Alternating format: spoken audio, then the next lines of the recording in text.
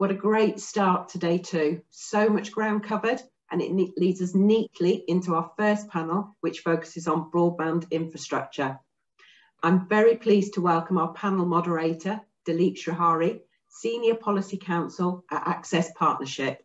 Over to you, Dilip. Great, thank you, Lynn. Great to be here. And I'm looking forward to moderating this morning's panel discussion. Again, my name is Dilip Srihari, and I'm Senior Policy Counsel at Access Partnership. The title of our panel is Infrastructure Legislation and Implications of Broadband Everywhere Rollout, Supply and Demand Perspective. So there's quite a lot there, but I think we're going to have fun exploring the topic over the next 90 minutes or so. All of our panelists are going to deliver opening remarks first, and then we'll have a moderated discussion that I will lead after the opening remarks. And then following that, we'll try and reserve some time at the end for questions and answers. So our five panelists today are in the order that I'll call on them. First, Jeff Marks, who's Vice President of Regulatory Affairs at Nokia. Second, Chris Mitchell, who's Director of Community Broadband Networks at the Institute for Local Self-Reliance. Third, Ernesto Falcon, Senior Legislative Counsel at the Electronic Frontier Foundation. Fourth, Jennifer Manner, who's Senior Vice President for Regulatory Affairs at EchoStar. And last but not least, Giuseppina Corelli, who is Director of Political Relations at Millicom.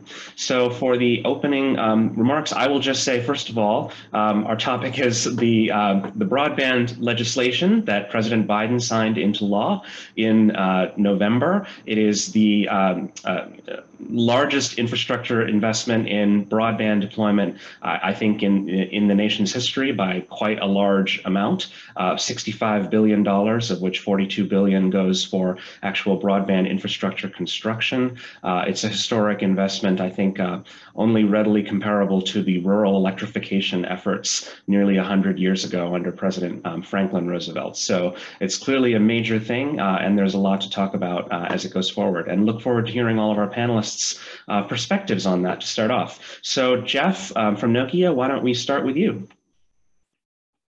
Thank you to Dilip and to IIC for the invitation to speak today. This is going to be a great panel. I'll start by saying what Nokia is. I think all these, though we have not been a handset vendor for many years, people know us for our non-smartphones from a long time ago.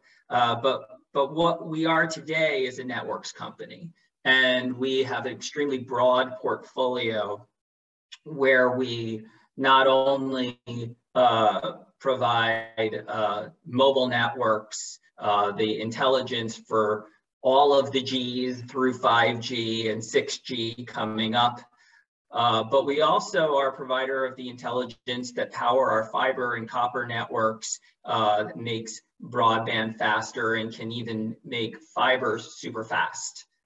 Even make copper super fast, get gigabit speeds out of fiber, out of copper. But as a company that provides a broad portfolio, I think we're in a unique position to discuss sort of how best to spend $42 billion. We don't have an axe to grind on any one technology. The thing about $42 billion is it is unprecedented. It's a lot of money, but it isn't an endless amount of money. And if you think about it, there was a program that many of you are familiar with, which was the BTOP program. This is which a lot of people were disappointed with, and there are reasons for that, and I'm guessing we'll get into that in a little bit, but this is 5 times BTOP. And one of the things I want to get across during this, first remarks is that I think with $42 billion, we need an all of the above approach, that there are a number of technologies out there that can serve consumers well and can provide speeds that maybe 5 years ago you couldn't provide using things like fixed wireless or satellite. People think, a lot of people are pressing for fiber everywhere. And what I want to get across is that $42 billion is not enough for fiber everywhere. We need to explore getting fiber closer into the network. But once you get fiber close, you don't necessarily need to get fiber to the home to get super fast speeds using other technologies like fixed wireless, or again, even using vectoring for existing copper infrastructure, which can make that money go much further and serve many more people than if you think you need to trench fiber to every home. We estimate that's going to take more like $300 or $400 billion, not $40 billion to get fiber absolutely everywhere. Another thing I would say to end the remarks is, I'm not saying never fiber. Fiber is going to be a great solution for a number of communities today. It is the gold standard. And if you bring fiber closer to these communities, for example, fiber to a fixed wireless tower that will serve a community or the like, you're getting fiber closer to the community. And you can make a business plan then to possibly move fiber to the home at a later date. But I think Americans would be better served if you consider all of the technology solutions that can provide gigabit speeds and not only fiber to the home to start. So those are my opening remarks. Thank you again. And I will look forward to hearing from our other panelists. Great, thanks so much, Jeff. Next to Christopher Mitchell, who's the Director of Community Broadband Networks at the Institute for Local Self-Reliance. Thank you. It's wonderful to be here. I look forward to hopefully being in person again in a future one, but it's a great opportunity to get more people able to participate. At the Institute for Local Self-Reliance, we are a almost 50-year-old nonprofit organization. We've been working on internet access issues for about 17 years, and I've been running it for the past 15 or so. And we come into it looking at it from a perspective of how communities can have high quality access, because as probably everyone is aware, cities, local governments have no capacity to compel providers to invest in certain areas or to hit certain price points or things like that. So we work on local policies that try to give the community some voice in these matters. I guess there's several things that we're going to be addressing fuller throughout this conversation with a lot of great different perspectives here. I would say that I always chafe a little bit at comparisons to the Rural Electrification Administration because what made that successful was not the amount of money spent. In fact, it was a relatively small amount of money compared to the value. It was the mechanism that that money was spent in, which is to say the cooperatives, hundreds upon hundreds, nearly 1,000 rural electric cooperatives that took that money, built it, and then gave it back to the federal government with a small amount of interest. Now those electric co-ops are building fiber, and the company that's building the most with them, Connexon, building 1,000 miles every week of fiber with them, says their models say that they could build the entire country that doesn't have fiber, all the unserved addresses, I should say, could be built with half of $42 billion subsidy using that model. So we can talk more about what Jeffrey means by that. I'm sure we will. I just wanted to get in a contrary opinion early. And I want to set a little context of how we got here, which will also talk a little bit more about, but that is that the FCC, the Federal Communications Commission, largely failed in the public's mind, in the industry's mind, in the recent reverse auction for the Rural Digital Opportunity Fund last year around this time. And that led to Congress being willing to try a whole different approach. We're giving a ton of money to the states to have them distribute all this money, as Jeffrey noted. And I'm excited for this experiment. My prediction is that we will see some states do a really bad job. And we'll see some states do a really great job. And I really hope that we learn from that along the way. But I would say that don't say that because some states are going to screw this up, that is a bad approach. At least I would be prepared to argue that point. There's new support for community approaches, which I'm excited about. We're going to see a lot of new approaches. Some of those will also not succeed. But it's important, I think, to recognize that we do need more options, as Jeffrey said, although I think have a smaller list of acceptable technologies that I would invest in. And then the last thing I wanted to note is that this is a really exciting time on tribal lands for indigenous populations in the US. We have a tribal priority window that got 2.5 gigahertz licenses out to them right before this money became available. There is now a few $1 billion available for Indian country to build local networks. That's money that's going to go through the tribes rather than to vendors that will then try to sell to the tribes. So the tribes actually have much more voice in this. And so there's a lot of things that are going on that are exciting, and I wanted to make sure that we didn't miss that one at the end of it. So with that, I really look forward to this discussion. Thank you so much. Great, thanks so much. Next, to turn to Ernesto Falcon, Senior Legislative Counsel from the Electronic Frontier Foundation. Hey, good morning, everyone, and thank you for the invitation to speak. So I'll give just a quick background on what is the EFF, the Electronic Frontier Foundation, so you kind of know where our work and our advocacy here comes from. So we are a public interest law firm. We're a membership-funded organization, meaning about 30 or 40,000 people, give or take, give money to EFF's work every year. We're a mix of engineers, lawyers, and activists. And we were founded about 30 years ago at the advent of the commercialization of the internet, when a lot of the technologists involved in that were early founders of EFF, the organization. And the idea was, as the technology advances, our rights and privileges should stay the same or be enhanced. And so I lay that out because our approach to broadband access, utilizing the resources we have and the knowledge base, is if you don't have robust connectivity to the internet, you're not really a full participant in society. You don't have access to healthcare in the same way. You don't have access to the economy the same way. You certainly don't have access to education the same way. So my research work has been kind of looking at and answering two questions. One, what does 21st century access look like? And two, what were the mistakes we made in the past that have denied that? I think it's correct to say that what Congress has spent in a lump sum of money is historic. But it's not unique. We've actually spent that much money already up to this point under previous federal subsidy programs at this stage. So how could we have spent tens of billions of dollars at this stage and yet have the level of a problem and the systemic problem we have?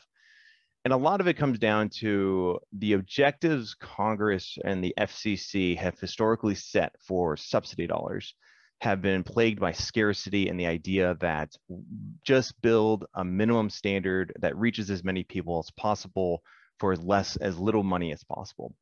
And that's caught up to us because most of that infrastructure that has been subsidized to the tune of multiple billions is obsolete. We're going to have to replace that with this next tranche of $45 billion in construction funding. So I say that because how the states interact with the NTIA, the lead entity here, the plans the states will come together, the goals of the statute, which are really emphasizing long-term, kind of a one and done mindset. I think Congress was pretty clear. I don't think many members of Congress envision spending another $45 billion again in the near future on this. I think this is pretty historic, and I don't think we'll see another BTOP again, for example, was more than, I think, 10 years ago now. We aren't plagued by scarcity. This is a lot of money. This is a lot of money that can be used creatively to set the stage for many local communities, local private and local public providers to leverage all the way to the future. We advocate, at EFF, from our technical analysis, fiber optic infrastructure is really kind of the core of all 21st century access. Every single broadband provider, regardless of the last mile means they're delivering, rely on fiber at the core. And so I agree with the mindset that I think the goal needs to be pushing fiber as deep as you can to these communities. And I think the necessary contingent goal is going to be leveraging that to eventually reaching everyone with fiber to the home. Last thought, just though to wrap up, I think the pandemic has changed how the public views broadband. There was a poll by the Consumer Reports that about 3 out of 4 people consider broadband akin to water and electricity in terms of the importance in their life and their need for it. And I actually think that lends itself quite well to really thinking about long-term planning, long-term investment, long-term financing, because that is kind of what made rural electrification work. To borrow from the comparison, the Department of Agriculture is fond of saying they've given every single loan they gave during the time of electrification, areas that probably lots of people had said you couldn't possibly figure out how to wire all these people with electricity. not one of them defaulted. And I think it's because people are going to be paying for this stuff because they have to, and they need it in order to operate and survive in a modern society. Great, thanks so much. Next will be Jennifer Manner, who's Senior Vice President for Regulatory Affairs at EchoStar. But I wanted to thank you so much for having me. I think we're going to end up with a very interesting discussion today. I think this is one of the most important issues that are out there, not just in the funding perspective, but from a policy perspective. But before I go, let me just introduce my company, EchoStar. For those of you who don't know us, we're a global satellite operator. And today I'm really focused on our subsidiary, Hughes Network Systems, which is the largest satellite broadband provider across the globe and in the US. We're also a US satellite systems ground manufacturer, and we support a number of customers, including NGSO broadband operator, OneWeb, and many others. So when we look through our telecommunications history, wireline technologies have been preferred technology to connect people for day-to-day communications at the home. But one of the things we have to grapple with, and what we've seen even at the beginning of in this country when we were first wiring the country, is there's large expense and there's oftentimes significant geographic challenges. And to be honest, when you look across the history of the US, except for when AT&T was putting up as a monopoly service across the country, was able to cross-subsidize, you never really had connectivity to everyone who wants or needs it. And in fact, even during the AT&T days, there were portions of the country, including the territories, where satellite and other technologies were used just because fiber couldn't do it. And what we've seen then is that past experience, but also economics show, I know our panelists may disagree with me, some of us, but I don't think it's possible to use terrestrial wireline to successfully bring broadband to everyone and to have the funding, the operating costs, which are so expensive to keep it going based on density and other things. But I think we have a solution here. And Jeff kind of touched on this today. There's a plethora of technologies that can connect people. And I think it's largely because we're in this 5G world and we're no longer thinking of things as individually technologies, but we're looking at user experience.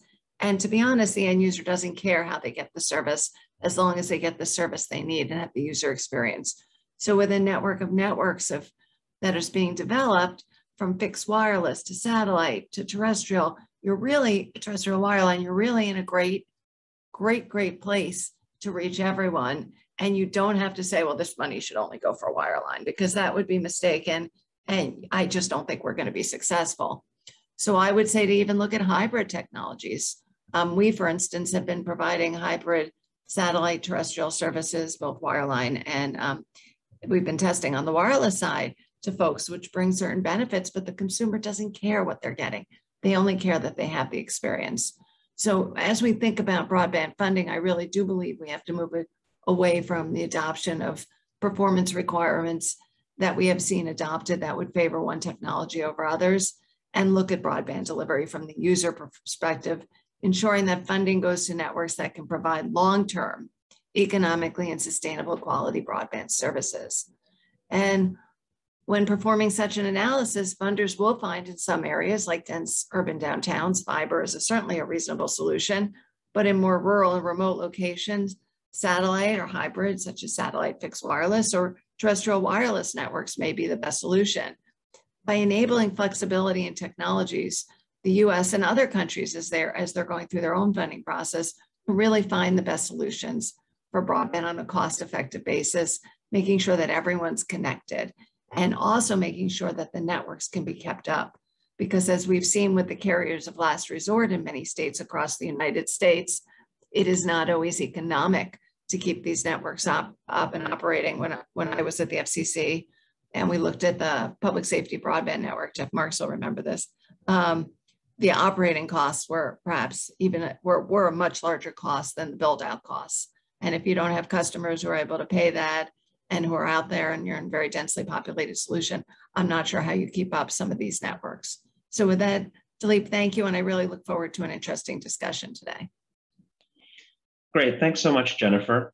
Giuseppina Corelli, who's Senior Legislative Counsel at the, who's Director of Political Relations at Millicom. thank you to the IIC and to the absolutely splendid panel. I am very honored to join. I'm just going to go real quick with a couple of statements, and again, I think I need to express some relevant gratitude for these moments of discussion and conversation, because as we all know, as we all work in the sector, this is an absolute priority, and it has a number of implications not only when it comes down to connectivity. I'm going to introduce where I come from, real brief.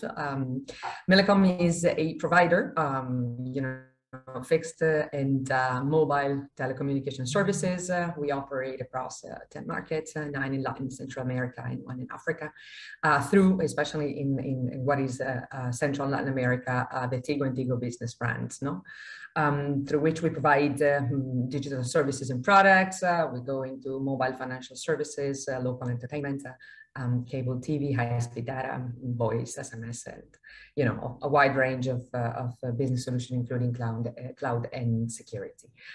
The vision that we try really since about 20 and over 20 years in the region, and I'm going to be making a specific reference to Central and Latin America, is really building what we call those digital highways, which connect communities, but especially improve lives. So we are definitely in the middle and committed to address those multiple digital devices by deploying infrastructure and having all sorts of communities, because that's something I'm going to be speaking about. There's a number of digital divides which the region presents, and as of course with a vision of a longer term collaboration in the competitiveness of these countries, and of course sustainability, building and fostering that ecosystem wherever we operate. We have a footprint of about 55 million customers, with a cable footprint of already surpassed 12 million homes.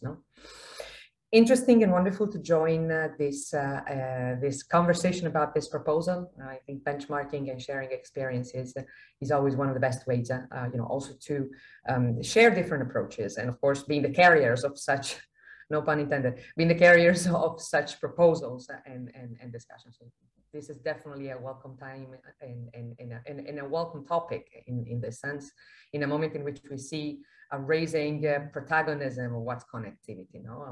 So learning about regional initiatives also in the previous panel, which David led, it is definitely important to hear about larger spanning initiatives. We've seen the EU, the 5G, now we're the infrastructure bill in the state. Of course, unfortunately, there's no such initiative in the Southern American regions. Of course, one good point would be about wondering, one day, how such regional approach could impact, and for sure, I think positively, the policy making, and of course, ultimately the levels of connectivity in what is Latin and Central America. It is a region with a wide range of specificities in terms of territory, in terms of demographics, political climate, and so forth. It is definitely a highly articulated and specific and very fragmented framework where we operate. And of course, again, the common denominator is a very strong and differentiated digital divide, right? Connectivity in Latin America for sure has improved very strongly over the past few years, but there's definitely a road ahead to reach that 90% coverage, such as, or the quotas that we see in Europe or North America. I want to briefly quote a 2020 study, one of the most recent ones by the IICA, the IDB, and Microsoft, which presents pretty, data we can reflect upon. 71% of the urban, and this is one of the very first divides that we will be discussing, population in Latin America and the Caribbean have connectivity options, but the comparison is only at 30% of the populations which live and definitely are settled in rural areas. So there is a 34 percentage points gap, which definitely shows the immense digital divide that exists within part of the region. And of course, operators and governments, the policymakers, regulatory agencies, we need to find that moment of synergy in order to find, unfortunately, no one solution, maybe regional, that fits it all, but has to be really thinking and being creative and rethinking the market and the policymaking processes in order to really reach, those 32% of the population. We're talking about over 240 million people, which right now have no internet access, basically. So this is where we are right now. Definitely thrilled to share more experiences, to discuss the different and multiple solutions, because right now this is what we can offer, in a lack of a unitary approach right now. But for sure, what we can say is that definitely the post-pandemic moment has put a spotlight, a very strong one, on the ability of having more capillary services, of including all those populations, which, for again a number of reasons, gender, territory, demographics, have so far not been able to be included, and which have not really been able to grasp the opportunities that the digital lifestyle, as we call it, is able to provide. And right now we've seen that it's possible, and that there is a chance there to really back up, to really actively and proactively work, and in synergy, of course, that cannot be done by the operator itself and alone, and push forward in the coming year. So thank you again for the invitation. Thank you for this moment, and looking forward to the rest of the discussion. Thank you so much, Giuseppina. Very important to have that America's and global perspective here as part of this conversation. For our first question, I just wanted to, almost a warm-up topic, you could say, I wanted to focus on how the money is actually going to be put out into the country, because it's a little bit different. Some people are familiar with the FCC's Universal Service Program and the reverse auction mechanism. And then 12 years ago in the Obama stimulus bill, the money was given to NTIA to make grants via the Broadband Technology Opportunities Program, I believe is the full word for the BTOP program. This bill is doing things differently by making grants to the states, but also requiring the establishment of significant local coordination between states and localities before NTIA will then actually release the money. So I just wanted to explore with the panel a little bit, why did Congress take this new approach, and what are the implications for how the program is going to be rolled out? I thought I'd start with Chris on this, and then maybe go to Ernesto. Yes, and I should say that being in St. Paul, Minnesota, I'm quite far from the Beltway. Try to keep up on things. Ernesto may have deeper perspective on the actual workings of it, but my sense was in the Rural Digital Opportunity Fund, we had on the order of $16 billion to distribute nationally via reverse auction.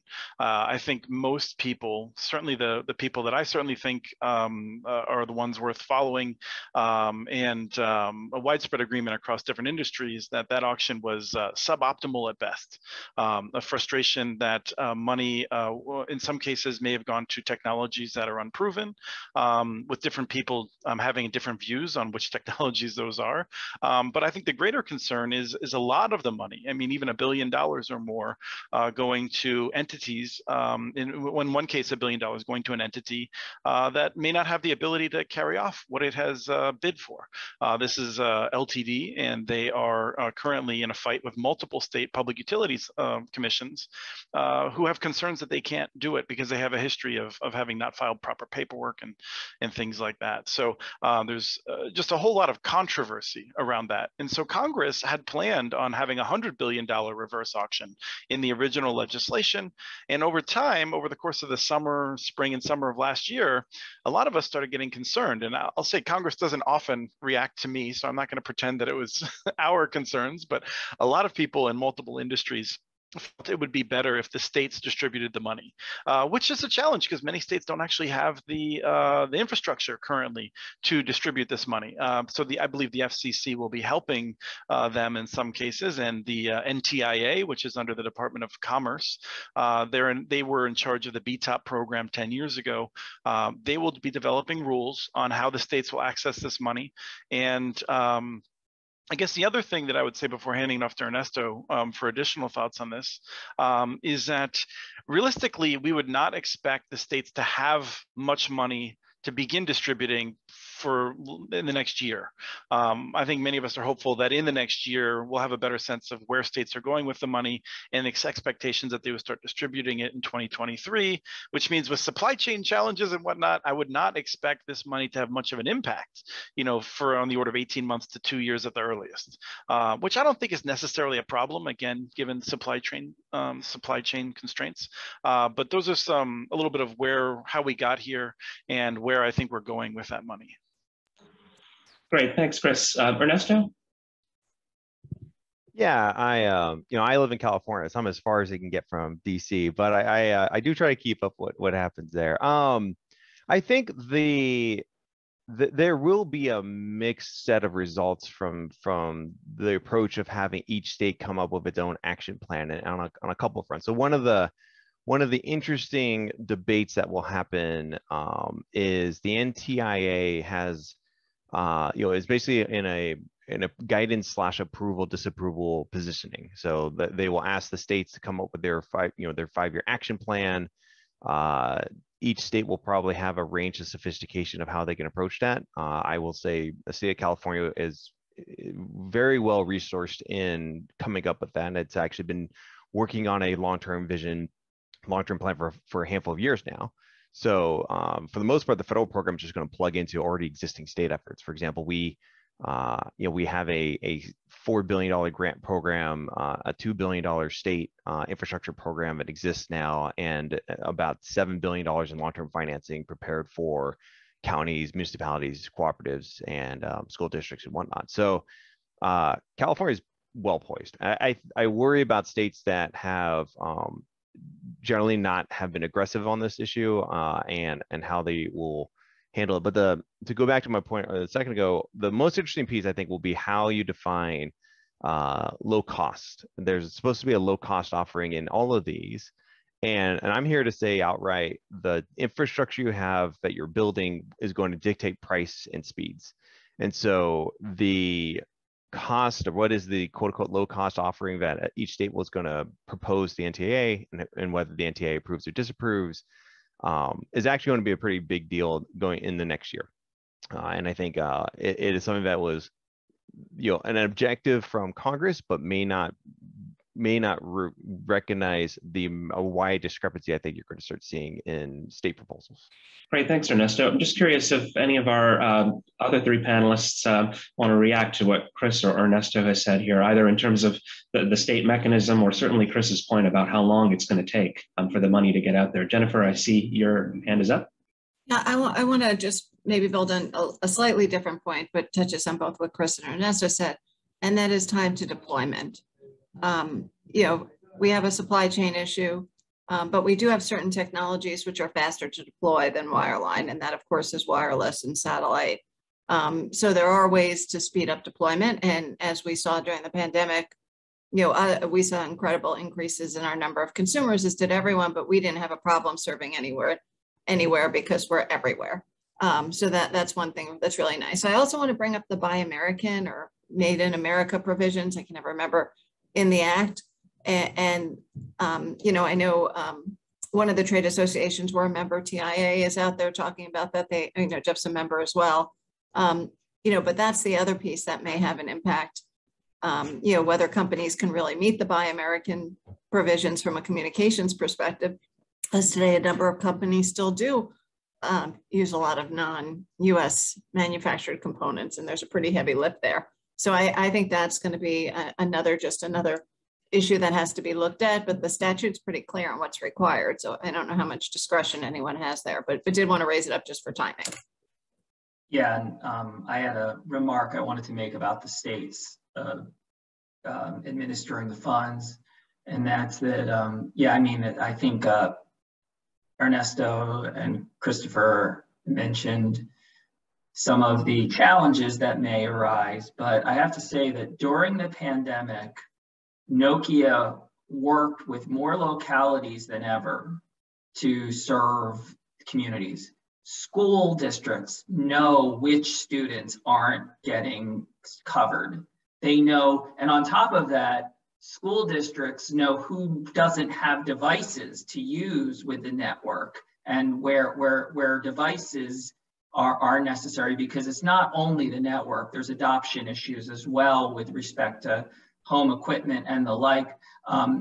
Often you're going to find, I think, I think we may touch on this later if we have time, and a big issue in the United States is accurate mapping of where there is broadband. And I think that there are experts closer to the user within communities who know that their community is or isn't being served.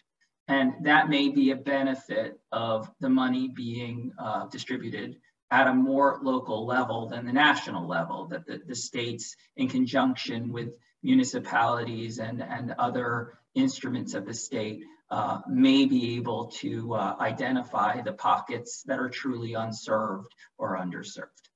Well, great. Thanks, Jeff. And speaking of unserved and underserved, so the bill has some definitions in it. It defines unserved as being those areas that have less than 25 megabits per second download speed and 3 megabits per second upload speed. It also adds an explicit latency criterion in the bill as well, given all of the back and forth we do on Zoom and Teams and video conferencing these days, which may have implications for some technologies. It also defines underserved as being below 100 megabits down and 20 megabits up. And some people have been arguing that the bill should just actually fund only higher symmetrical speeds, 100, but the final version of the bill did not include that. So I just wanted to start this to see who wanted to go first. Whether those definitions make sense, given the rising amounts of data traffic, given the explosion of two-way applications like video conferencing during the pandemic. And I'm sure you will all have different thoughts on these numbers.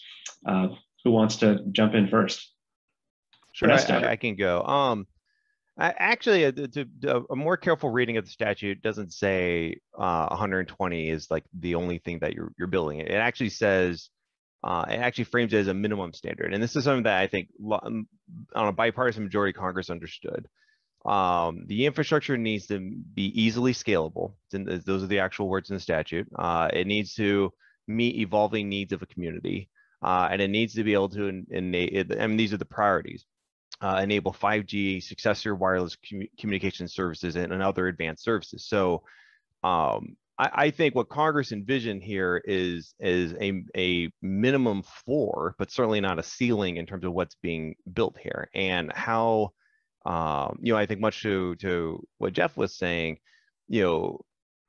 pushing the infrastructure that can be leveraged down the line into the future so that Congress doesn't have to come back and then keep spending over and over and over again, I think was a big emphasis here. So, I think it's more just probably appropriate to think of it as this is the minimum with the expectation of much, much faster speeds well into the future with these dollars spent. And how states structure their infrastructure programs to deliver that is going to be the back and forth process between NTIA and the states. Jennifer, I'm just wondering, from EchoStar's perspective, does the bill create reasonable opportunities for satellite providers given these numbers that are in there? I'm wondering if there's sort of a bias to favor, the low Earth orbit constellations that we begin to see from operators like SpaceX, and maybe what about the possibility of hybrid satellite terrestrial networks? So I'm a big believer in hybrid, but let me just start with Ernesto, and I agree that it does say minimum. I would also point out, though, that the latency is not an absolute requirement. It has to be capable of supporting, and I don't have the language memorized, but capable of supporting low latency applications. There's a tremendous amount of communications today that aren't low latency. There's also a tremendous amount of communications that aren't high speed. For instance, Zoom does not require 120 megabits. It does require low latency. So you have to think about it. And, I don't know, I mean, if these guys really, and I say guys, I'm sorry, if the members of Congress really wanted to get there and really wanted a fiber network, they should have done a gig. And then they know in 10 years, this was being talked about back when I was at the commission 2 times ago, was, do you build a gigabit to every home? That's future proofing. 100 isn't future proofing. nor is 120. I mean, it's giving people a reasonable speed. And I think all technologies increase. Just looking at our own satellites, our first generation was, I want to say 5.1, then 10.2, then 25.3, and we're launching next year 120. Certainly the OneWeb SpaceX constellations are all 120. But the latency is problematic for geostationary orbit satellites. I do believe we provide real-time interactive services. Depends if there's a number associated with that. But if we used a hybrid solution with a geo and a non-geostationary orbit satellite system, a fixed wireless system, then you're able to get the best of both worlds. And this goes back to the network of networks approaches and what we're seeing being developed at 3GPP. Actually, on March 17th, 3GPP is going to release the first non-terrestrial network standards for 5G. Understanding that this isn't going to be, it doesn't have to be a single technology. You want all the technologies to bring the benefits. So I would say what I'm hoping NTIA chooses to do is that they accept or set guidelines or rules, I'm not sure what they're going to do in the notice of funding, that enables all technologies to participate, and then it can be decided on cost and other factors that are important. But I think excluding technologies would be a mistake as long as they meet the performance requirements of the Act, of course. And that's where hybrid could certainly help with geos, because we'd be able to leverage the low latency of a different technology with the high capacity that geos bring. So thank you, Dilip. Jeff? Yeah, I was going to comment too.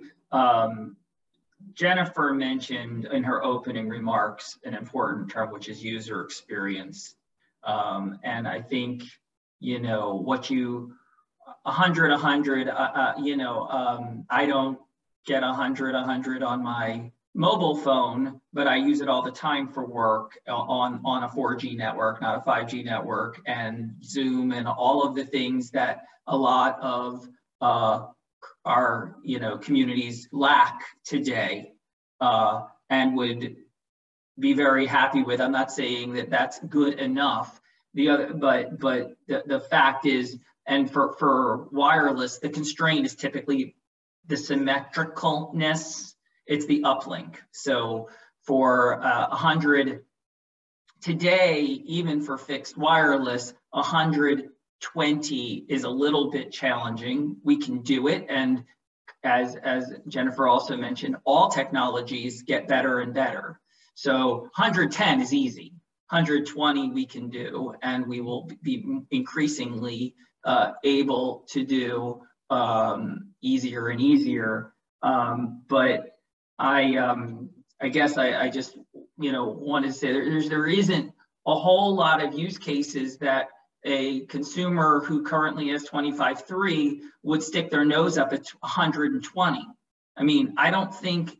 My father-in-law, works for a farm organization in Nebraska, and I've talked to him about 100 up, and he thinks it's crazy. It's the idea that you would think that you could get fiber to every farm, and then that should be the goal to really help his community. It's not necessarily what people are asking for tomorrow. So I do think that you need to kind of, again, an all of the above approach. Fiber is the best where you can, but fixed wireless and possibly hybrid solutions, which I'm less familiar with, pretty darn good. Thanks, Jeff. I'd like to get, I'm sorry, go ahead, Chris. Yes, and I realize that this is something that we could spend 3 sessions on, but I'll try to keep it brief and just leave a few breadcrumbs for people that really want to go deeper on it. And one is that I feel like I really don't want to be insulting to either Jennifer or her company, but the marketplace has largely rejected geostationary or satellite. You know, millions of Americans that desperately want internet access in rural areas choose not to use it, either because it's too expensive or they feel that the quality is not good enough. You see that in user reviews of it. And I don't say that to say that it's a bad service. It's a service that provides important value for some, but it simply does not work for many others. And in fact, in New York State, when they put $500 million into a program and they left tens of thousands of homes with a satellite option, it was viewed as a failure, and those homes are considered not served by access. And when it comes to how we decide, 120 sure may seem great today, but we went through these arguments, and I'm so tired of hearing whether it's commissioners like Michael Riley, former FCC commissioner, or others saying we can't afford a Cadillac when we can give people a Chevy or something like that. And what we see is that Mississippi is about to turn its money probably into more or less universal fiber through the electric co-ops, as long as they continue in the direction that they have. Arkansas is looking that way. Missouri is looking that way. And so if Nebraska farmers feel that they can compete with other farmers that have super low latency, super high capacity, and often they want that high capacity upload because they might be sending billions of data points to the cloud every hour, it's entirely possible that we'll see Nebraska losing out. Maybe they won't. I mean, it's a bet that I feel like they should be able to make as a state. But I do feel like there are applications that require that higher upload speed. And some homes are about to get their third round of subsidies, and they may get technologies that in 5 years look like they can't meet modern needs. And I don't think that is a success for how we should use public dollars. That's what I'm concerned about. I absolutely think there's a role for a lot of these technologies in the marketplace, and the market can decide. When it comes to what we spend public dollars on, I think it really needs to be careful that it's going to be useful in 5 years, especially when the networks won't be finished being built in 5 years. Like, we really do have to be thinking far into the future. And right now we're on a path, thanks to the previous FCC, that we will be subsidizing some networks that might be delivering on the order of 25.3 or 50 megabits a second in 2029. They will still be getting subsidies, just like right now we're giving a subsidy to some providers to deliver 10 megabits down and 1 megabit up. It's not good public policy in my point of view.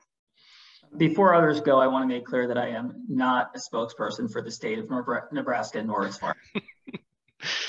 Thanks, Chris and Jeff. Jennifer, quickly, if you could, yeah.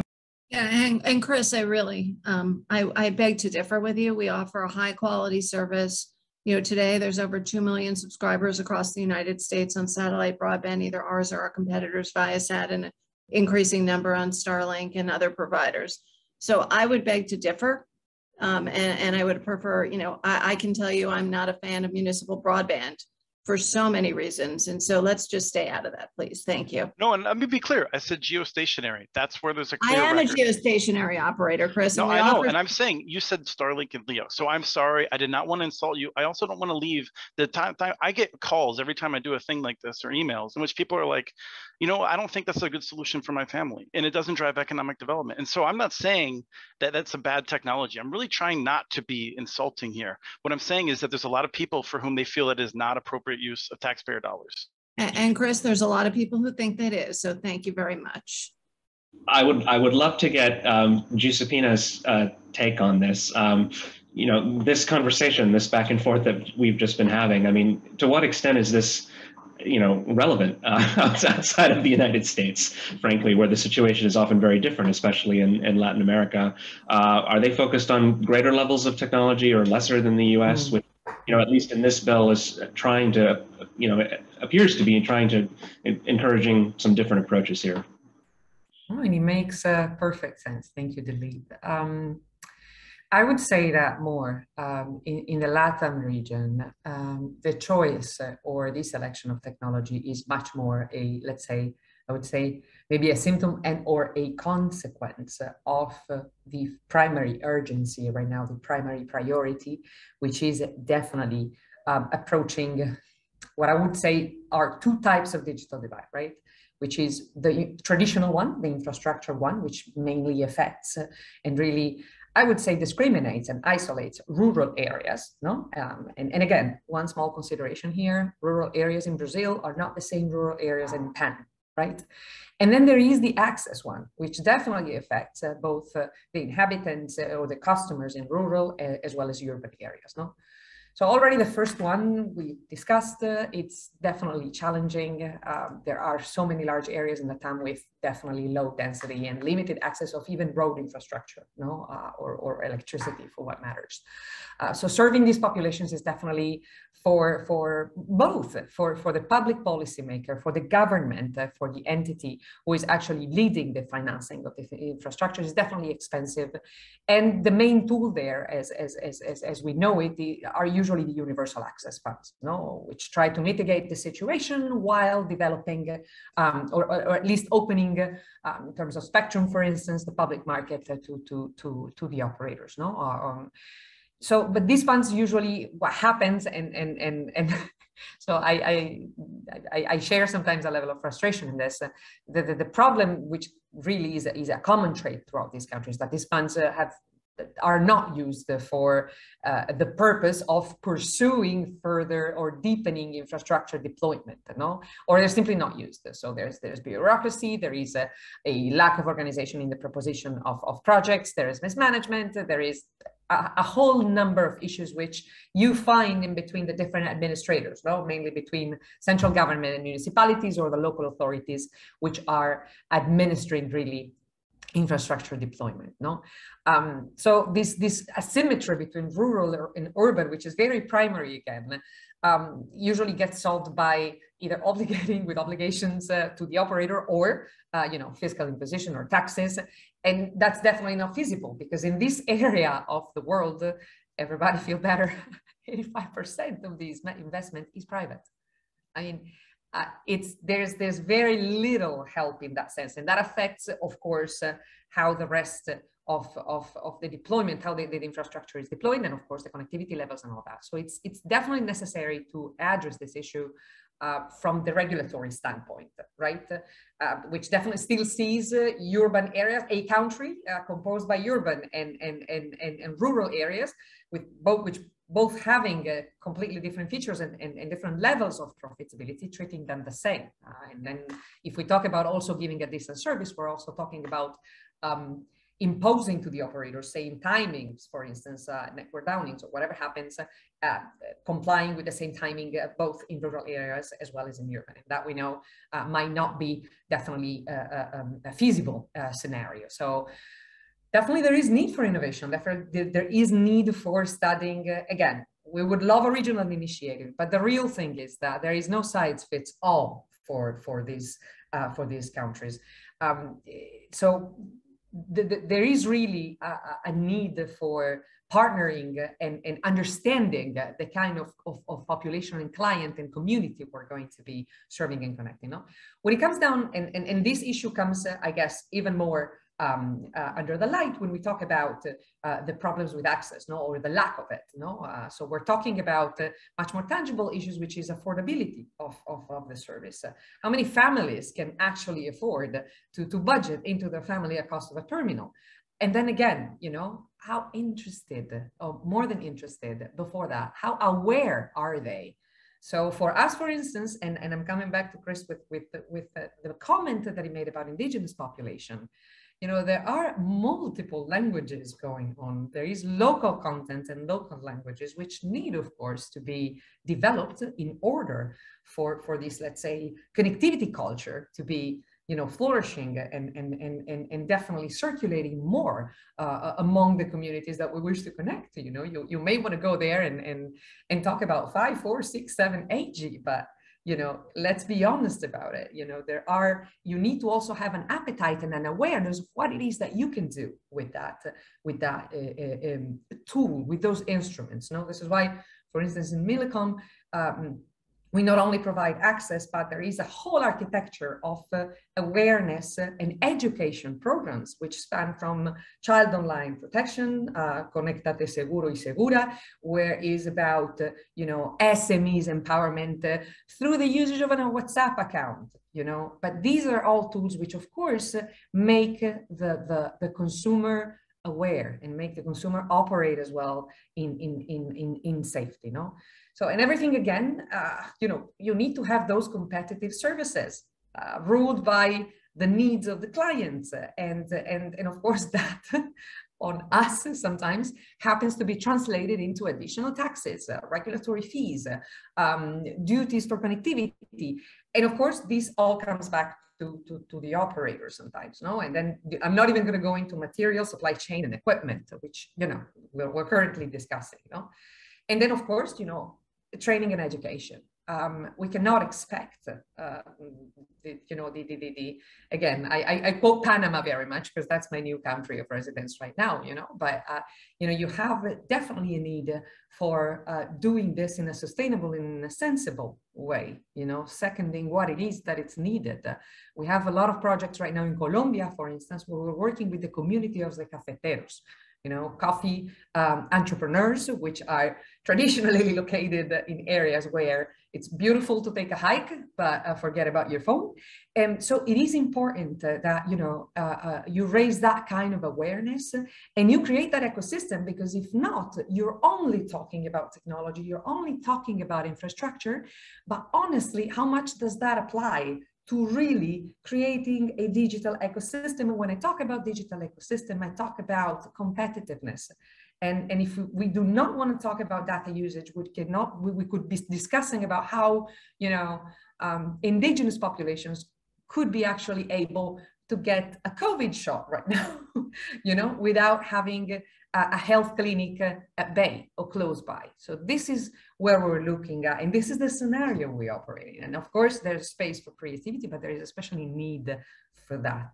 And then to find and actually really sit down and discuss. We have an open run project pilot in Colombia, for instance, and see what it is that really fits the needs of the population we're going to be serving. So from here, there could be a number of 17 panels probably on 5G and on the densification of infrastructure. Okay, but what is the layer on 4G? You know, how is the completion right now? And that's not because somebody's selling it or constructing or deploying it. It's because in that future, B2B services, that layer of society or the industry segment will be spilling over to other clients and customers and users as well. So we better be socializing it in a way which can be actually not only understood, but put at use, no, according to the different needs. Great, thank you so much, Josephina. Jennifer, I think you also had some thoughts on Latin America as well, right? No, I fully agree with Josephina. We're as Josephina probably knows, we're fairly large satellite broadband operators in Latin America. And one of the areas I agree about education, and one of the things that's worked out really nicely, as I call it kind of a gateway drug to broadband subscriptions, I'd be interested, is these community networks. And we're working with partners, including Facebook, and someplace with government, someplace with other operators, to create these community networks. So for instance, my favorite story is in Mexico, maybe Mexico or Brazil, I can never remember, so I apologize. We have a small store in a rural town, a rural area, has a community Wi-Fi network. And it's actually interesting, their daughter actually was the one who learned how to operate it because it was a little overwhelming for the store owner. So the daughter, you know, helps out and so forth. But what they found is you're able, I kind of call, it's kind of like the old calling card model, right? Where you can go get a very cheap, for maybe $1, the equivalent of $1, you can get a certain amount of time on the network. And it gives people the ability to start to try and see where it's worthwhile. And then hopefully leaves, we actually provide service in those areas, as do other operators, leads to ability where people start to embrace it. You know, and whether it's that the kids start taking, you know, learning things, or someone starts a business, it's also helped a number of the retailers expand their business, be able to touch with suppliers. So I think that's really critical. And I know, Dilip, we're going to talk about that later, but, you know, I think having people realize there's a value, sometimes you don't realize till you try.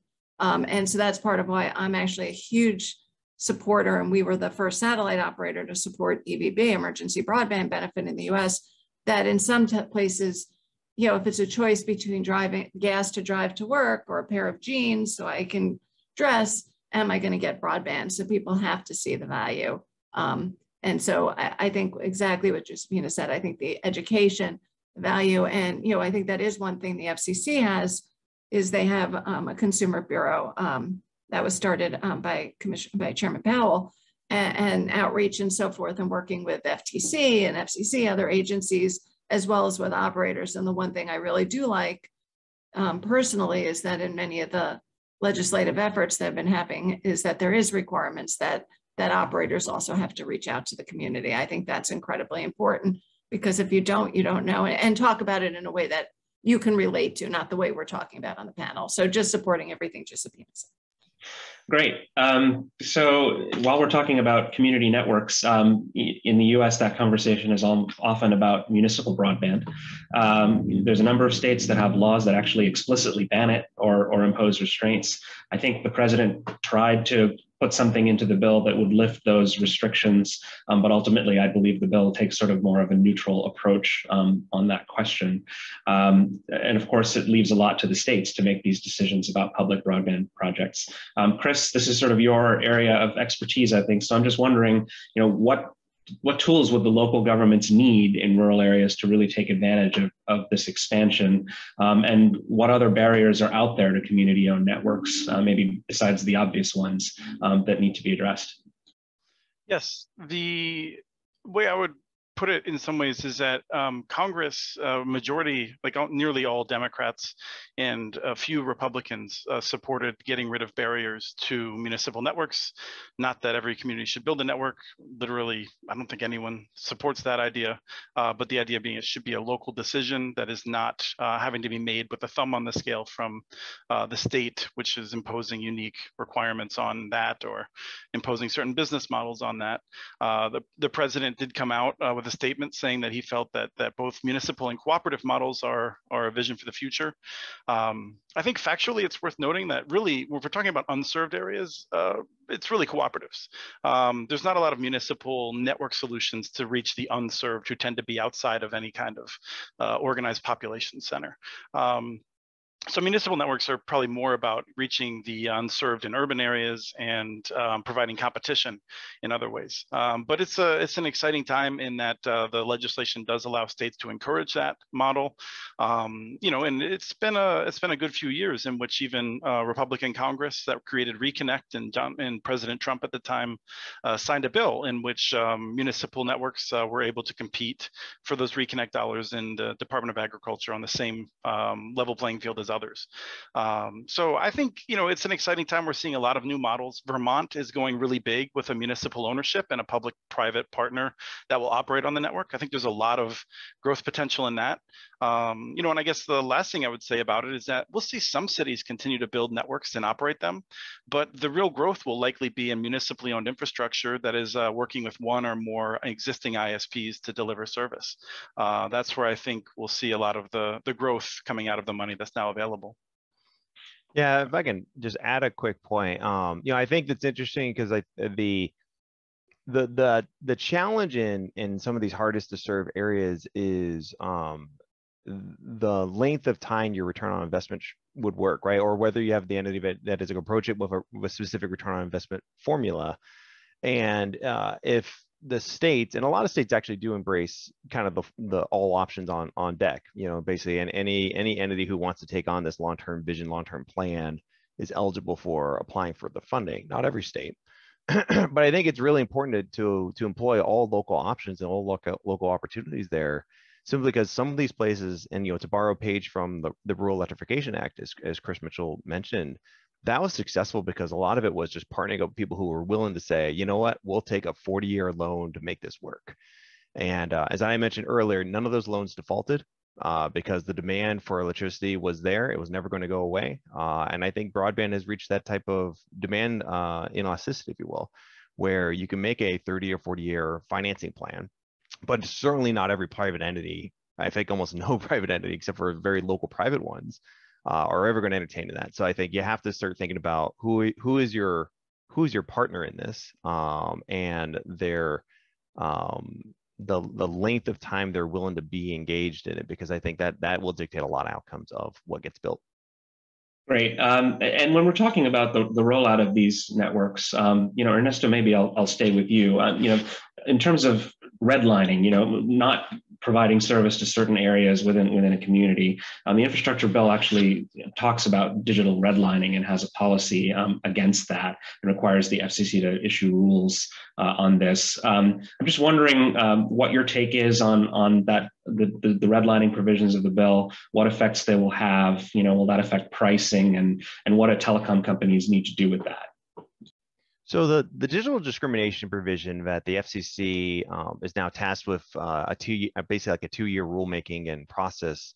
I actually think it'll have very minimal impact on rural areas. I think it's really going to be about served and underserved territory, which is mostly the urban markets.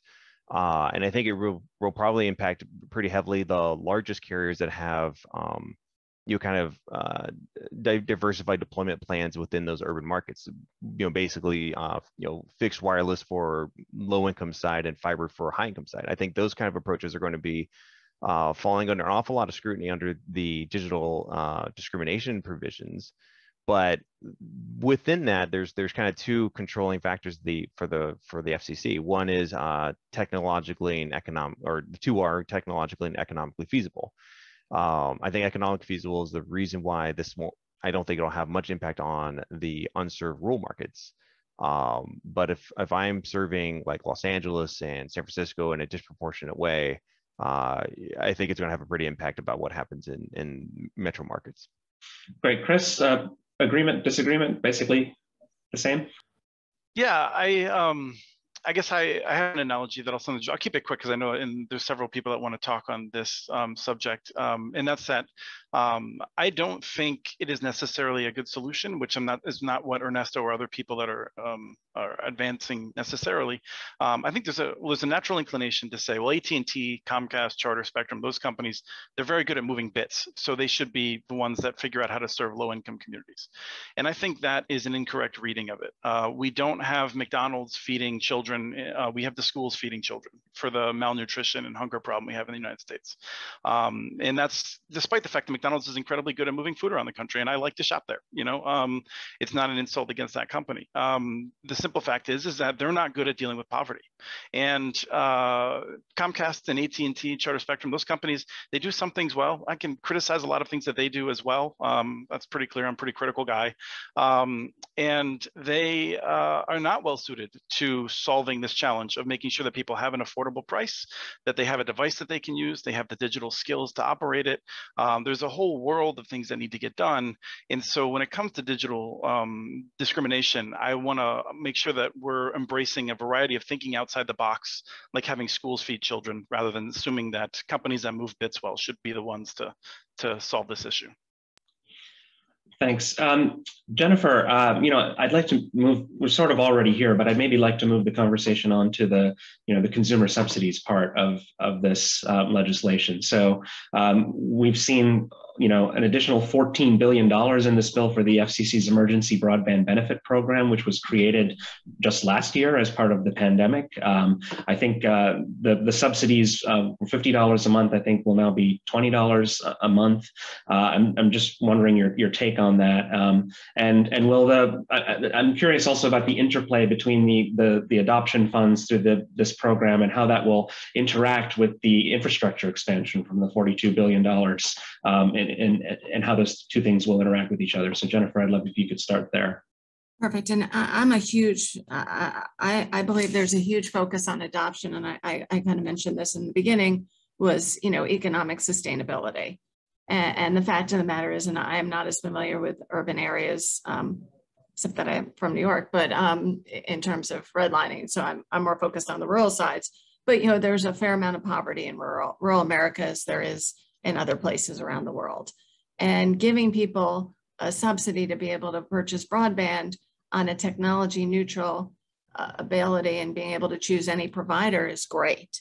It will also, besides helping folks who are already in those markets, but it will also encourage competition in other areas. And that's one of my big concerns. I do want to go back and touch, and I know you didn't ask me this, but I can't resist to go back because, as you know, one of my passions, I'm actually making a documentary right now on this, is the importance of competition in telecommunications. And I believe we're only where we are. And I spent 30 years of my career fighting around the world government-owned operators. And when I look at what's happening with municipalities, I see very clearly we're going back to a world where we have government-owned subsidized competition, and you can't compete effectively against government entities. And there was a story I want to just tell about our Costa Rica. Costa Rica, when they were privatizing or thinking about privatizing, and Josefina is smiling, so she remembers this, went through many variations on what they were going to do. And I was with MCI, the phone company at that point, and they called us down and they said, we have a solution. And it was very troubling for Costa Rica because Costa Rica doesn't have a military. So a lot of employment goes to the utility sector. And so it's just like we have a lot of people employed in the military. It's a large employer. So they said, well, we're not going to privatize, but we'll let competition against the government-owned supplier at that time. And so who would really enter the market? I mean, you have a government-owned entity that has the relationships with the government, and they're also being subsidized by the government. There's really no way to do that. So I do raise that, and there's no proof that, I mean, we've seen this over the years. Governments tend to be bloated bureaucracies. We've seen that in the past historically. One of the terms I learned in law school about, and I talk about, is these government entities aren't exactly the most cost efficient. They're not streamlined, and they're not necessarily long-term sustainable. But then you bring in these, so that's why I think these affordability funds are so important, because all of a sudden you're letting the market determine who they want to use. And if they don't like satellite and they don't want Geo and Starlink is in the market, they can use it for Starlink, or they can use it for fixed wireless or whatever service. And I think that's going to bring new competitors in, because all of a sudden in these areas where there isn't funding, and that's true in cities or rural areas, is all of a sudden there's something. And probably my biggest disappointment with the infrastructure bill was that they dropped the amount of funding from $50 to $30, because I do think that's going to have an impact. But it's been wildly successful. We're a provider under EBB. We have a lot of takers under EBB. We think it's an important program, and we're very happy to see the FCC moving forward with implementation. So a little more than you wanted, Dilip, but sorry about that. Thanks, Jennifer. Would love to get some quick reactions to the others on this. Chris? Yes, I also, it may surprise some people, have deep concerns about federal national governments involving in this. I don't think they can operate in a manner that would allow for competition. I think the temptations are too great. I even have concerns about states operating due to some of the issues about their ability to hire the right people and that sort of a thing. I think local governments are a different matter. And there's two reasons. One is they can be regulated from above, and anyone that thinks that states and cities or cities and federal government get along really well might want to take another look at that. So they can be regulated from above to make sure they're not being unfair. And the second piece of it is they're the last resort. I really don't like telling mayors and city councils that they have to beg to try to find someone to invest in their community because they're not allowed to. So that's a little bit of context, but I think Jennifer's right. We have to be concerned about government being involved in this business, but I think we can do it. Great. Before I go to Jeff, I just wanted to mention we're getting close to the point where we could take some audience questions, although I have a couple more myself. Jeff? Yeah, I agree with Chris that there are distinctions between historic government national monopolies and small municipalities or large municipalities. So I am, not as expert at this as Chris or maybe Ernesto, but I don't think most municipalities or cooperatives go into the broadband business when the community is well served by their current broadband provider. I don't know that mayors say, "Ooh, let's compete with FiOS." That's in our community or the like. So I understand the concerns with business models. I know that Nokia has been very successful in working with municipalities and not going in the red with municipalities and doing the take rate requirement analysis before going forward with projects. But I agree with the concept that when municipalities go into this business, it's because they want better service to their to their citizens. If I can add one quick point on it, because I think some of it that's been a little bit underdiscussed about ways local entities can enable competition really is the biggest hurdle is kind of the upfront cost, upfront cost of the capacity of the infrastructure that needs to be there in order to enable advanced wireless and wireline services. And so in California, for example, there are a number of county governments are actively interested in building out open access fiber. So they're not selling broadband service. All they're simply doing is laying the fiber wires and making it openly accessible to any private and public entity who wants to basically lease capacity and sell it. So I think there are solutions that kind of cover both their bases of if you're looking for more competition, more options, also to enable all of the 21st century services that require the core ingredient, fiber optics. Open access, non-discriminatory pipes is a big piece of that solution. You see it happening in Utah now with dozens of cities working with 12 private providers. I think you're going to see this in California in a big way on the rural side. And inevitably, I think it'll start reaching into the urban markets, not necessarily direct competition, but more solving a capacity issue that is apparent that is not going away absent someone solving the issue for everyone. Great, thanks, Ernesto. And again, to the audience, if you do have questions, go ahead and submit them via the Q&A function on Zoom, and then we can get those. Jeff, we haven't talked very much about supply chain yet. Obviously, it's a significant issue. We hear about the semiconductor shortage, and we hear that there are issues, auto, telecom, everything. As Nokia being a vendor here, I'm just curious to get your thoughts on the supply chain issue and how that affects the rollout of all of this and what the implications are. Yeah, obviously, supply chain is an issue that we are grappling with, along with other industries. Especially, during COVID. What I'll say is so far we've been able to fulfill all our orders. I mean, it is a concern. It is something that's being focused on by the Biden administration, global governments and industry. But, we're never going to say stop buying our products because we can't keep up, because we've actually been able to. The problem is that we don't have the safety net we used to have as far as semiconductors and backlog. We also, things are, we are facing some requirements from our suppliers that we didn't used to. We need to order further in advance. We need to order on a non-cancelable basis at times. We need to have more suppliers so that we can tap more. If one is out of what we need, we can go to the other. So it's taken a lot more planning on our part, but so far we've been able to manage this issue, and hopefully, we'll continue to, build muscles for more suppliers, more capacity, so that this is alleviated in the near future.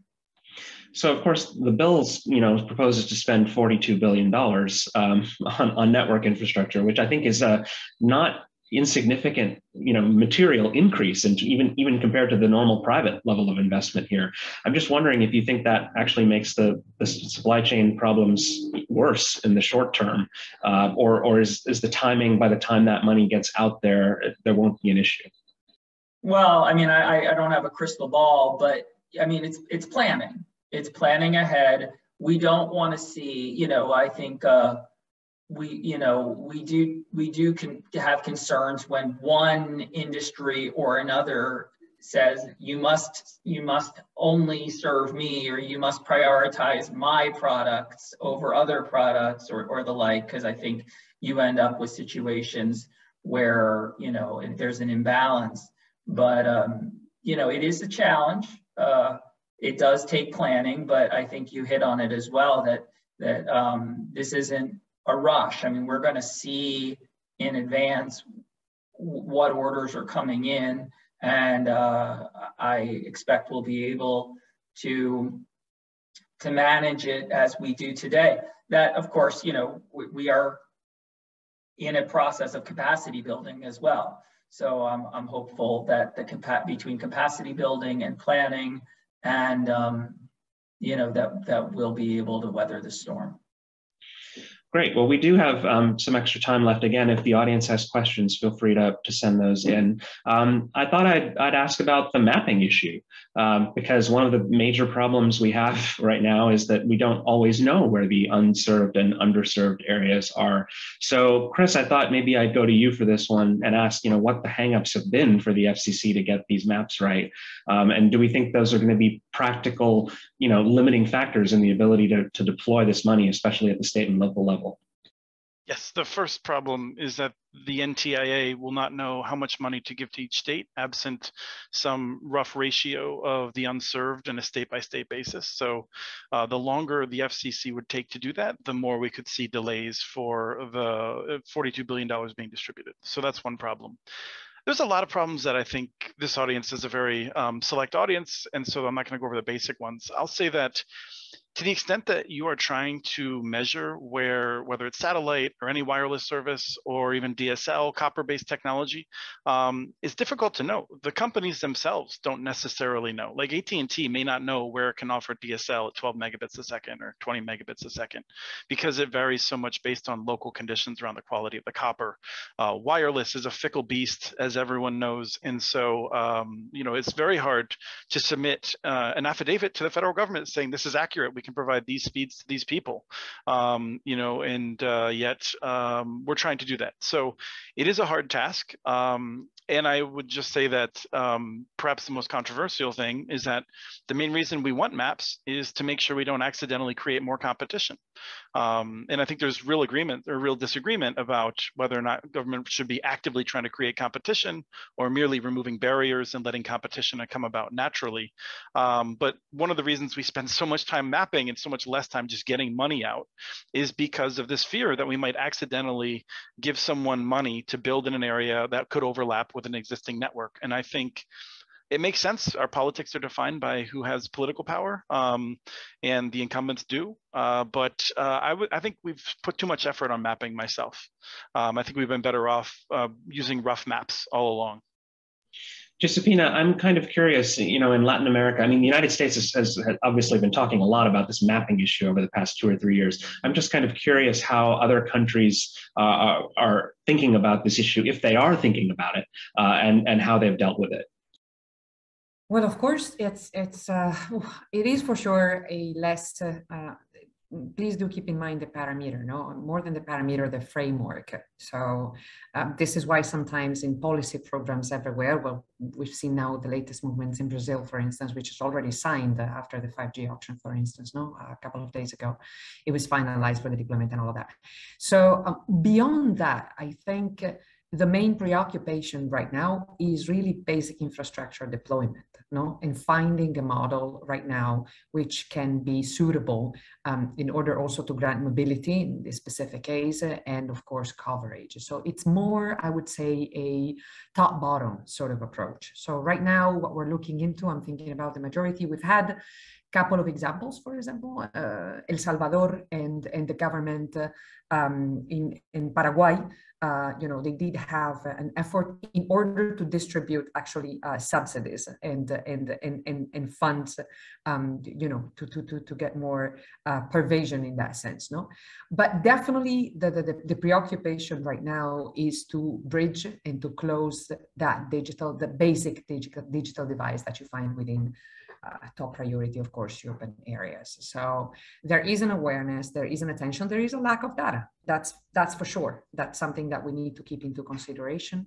That definitely does not, allow for having always a clearer picture, or to back up and support and corroborate sometimes the public policy making in that sense, which is now more than ever very cross-sectoral. Couple of points on the creation of municipal models or different collaboration models. I just want to chip in real quick, because I think you know, in my perspective, and I know many of you are definitely sitting in that kind of situation, but, you know, there is a priority right now, in Millicom at least is a top priority of deploying quality infrastructure and looking at the future. So finding mixed temporary models presents two complexities. Well, first of all, is the continuity of the service and the readiness, you know, for the future. But of course, it also has to protect the foreign investor. It has to protect, it has to, more than protecting, it has to give it the condition to operate in the future in a safe environment and in a confident environment, you know? And that is, of course, fostering competition. So definitely right now, there is a number of desires and of issues this is our region is going to see. Already saw witness to two elections with pretty important political developments. 3 more are coming before the end of 2022. So that will be important in the sense to also, you know, get a shape and a size of what needs to be served and where. But beyond that, it needs, first of all, to secure a regulatory and investment sort of environment which can guarantee actually, you know, the elaboration, the creation of the tailored solution for the different gaps that we're trying to tackle right now, with a long-term vision. This is not a more, the better, the merrier, the more temporary model sort of need, I believe, at least in Millicom, the focus has always been, you know, building quality infrastructure to progress, to accompany, you know, the creation of the ecosystem, and then of course, let the market decide. But on the other hand, you know, all this Apache system, which is adapted to, you know, might not be the desirable solution right now, also because it wouldn't serve the purposes of mapping itself. Just wanted to make this couple of remarks. Great, thanks. Ernesto? Yeah, I think the what's going to get really sticky on the action plans from the states is inherently in several steps in this process. There's a challenge mechanism. And you know, California has dealt with this, where, you know, basically the state sets out where it wants to fund infrastructure. There's a process of the challenge and say, no, you missed our data that showed the following things exist in this area. And the state got rid of those challenge processes, mainly because what ended up happening is it invited you know, entities who were just challenging for delay and self-preservation, but not necessarily actually delivering the service they assert. So it wasted an awful lot of time, and I do worry a little bit about how the over obsession of 100% precision coupled with the challenge process, and how that's really going to actually get in the way of actually delivering broadband for, you know, the 99% accurate portion of that you're trying to actually deliver a lasting solution to. Thanks. Jeff or Jennifer, curious if either of you have thoughts, whether either on the mapping or picking up the sort of question of overbuilding thread that Chris and Ernesto have sort of alluded to a little bit. Yeah, Jennifer? I'm happy to talk a little bit about overbuilding, but I want to go back to the RDOF side of things. You know, we've surrendered. We were an RDOF winner, and we've surrendered a number of sites because we had things like cul-de-sacs, like the little grass circles in the middle of the road. You know, things where I understand one party won, you know, in Asheville where the Vanderbilts used to live, you know, won that as a sector, which clearly isn't underserved because there's multi-million-dollar estates. So I fully agree that mapping has to be done. I am concerned about overbuild from the RDOF, you know, where RDOF is being funded and then people win because the way I read the legislation was you could still end up, depending on the speeds, you could still end up funding someone else to build over the RDOF build. And that to me is just ludicrous.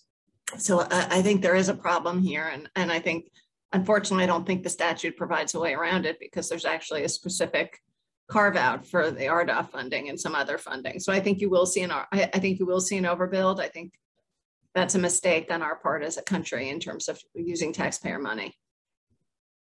Yeah, and I guess since you asked, just to close out, yeah, it is an issue where if you don't have an area that businesses are exciting to serve without subsidies, I don't think you should you know, fund competition in those areas. We need not only to provide service to underserved and unserved communities, but have that service be sustainable. Great, thanks so much. I think we're right at time. It's 10:30 a.m. in the East Coast of the United States. So I want to thank all of the panelists. I think this was a really fabulous conversation with a lot of different perspectives that we brought out here today, and clearly an important issue that we're all going to be watching going forward. So I will, at this point, turn it back over to Lynn. Thank you ever so much, Dilip, and an excellent session with a range of views. We gave you a wide brief, and you and the panel did a great job in drilling down to the core issues on everyone's minds. So thank you to you and the panel.